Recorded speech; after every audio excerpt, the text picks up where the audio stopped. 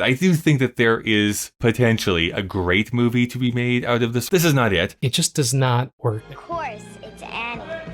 It's only a dream away.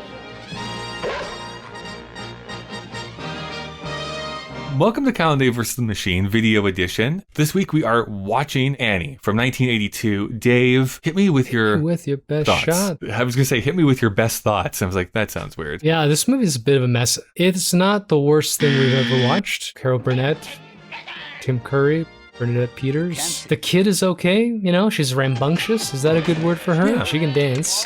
But as a film, it just does not work. And there are big changes from the stage production, which drag this thing down. And I don't know. It was fine. I mentioned in the full podcast episode what Stephen Sondheim once said about movie musical adaptations. Inherently, you have a tough job ahead of you because something that a song can do with any show can be told more effectively with a glance, a line of dialogue, that you don't really need to take up all this time of like 3 to 5 minutes of singing a song. I think Annie is kind of proof of that. They decided to change a lot of stuff to the point where I feel like they should have just made an original movie then, and trying to give Miss Hannigan like this redemptive arc, having that really weird like helicopter sequence and turning Ruth into like this homicidal maniac. Tries to kill a kid. I would even say, honestly, the going to the movies, even though I have some fun with some of the choreography in that sequence, it just drags the film down. Like every decision they decided to make actively makes it worse. More so, I think Albert Finney's acting is outright awful.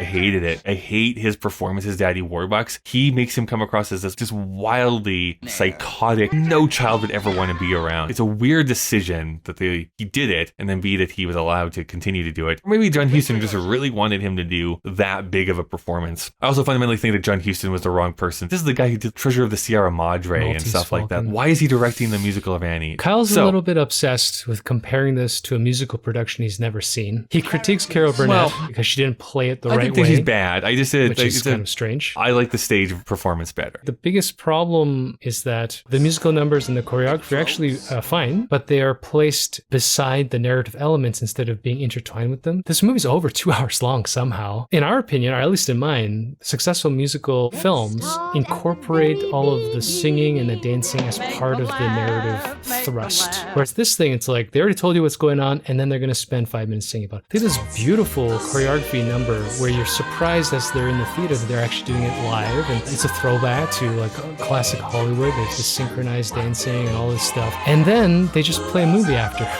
Like, why? Yeah, it's a remarkable how much of Camille you actually see in this movie. There's even no thematic relevance as you're watching this movie. I think it's just a missed opportunity. There's some isolated great sequences, and then just so much cruft that you have to like wade Kyle's through. Been expanding his Depression era vocabulary. The fuck does cruft me? We just went down into the hurdy-gurdy and, the cruft, like the stuff that you don't need, the stuff that you throw away. I do think that there is potentially a great movie to be made out of the source material. This is not it, but I can't hate on it too much. I think it's actually mostly forgettable. There's these isolated performances, sequences that are great. I wish it was in a better movie. People still put on productions of this. Apparently there are sequels. There's a national tour starting soon. It's Annie. Everybody knows about this ginger girl who can beat guys up in an alleyway and do like tap dancing and sing about the optimism that tomorrow will be a better day.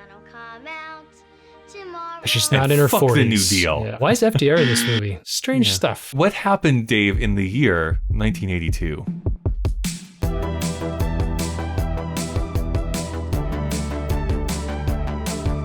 April 23rd, someone by the name of Dennis Wardlow, he's the mayor of Key West, Florida, declares the independent Conch Republic for a day. That is so Florida. I don't want to know who he is or what Conch Republic is, but... We know it's going to end badly. Most likely an alligator will eat somebody at some point. It was a one-day, tongue-in-cheek secession of the city of Key West, Florida from the United States. Stupid. I'm glad you wasted our time on that. April 24th, the German singer Nicole wins Eurovision Song Contest. I didn't know Eurovision was that old. Well, it has to be because ABBA won. We don't get it here, so I don't watch it. I don't know anything about it. I didn't like the movie, Will Ferrell. Oh my gosh. The 25th, Israel has completed its withdrawal from the Sinai Peninsula in accordance with the Egypt-Israel Peace Treaty. The best thing to add into our videos, but talking about Palestinian and Israeli interaction. Well, this is Egypt. I'm sure that's not going to turn into some terrible comment strain. The 26th, the British troops have retaken South Georgia Island in the Falklands War. Why this Falklands thing is going so long? Yeah, it's pushing. It's pushing. A lot of people are dying, which is too bad. On that note, let's talk about next week. What are we watching? 48 Hours. We're going to see Eddie Murphy's first movie. I'm sure it holds up. I don't know why. I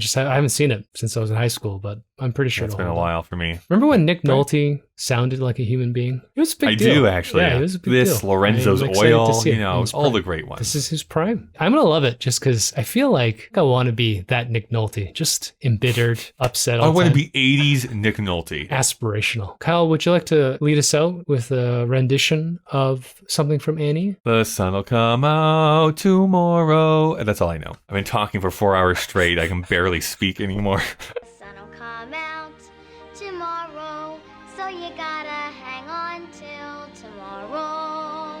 The sun will come out tomorrow. And that's all I know.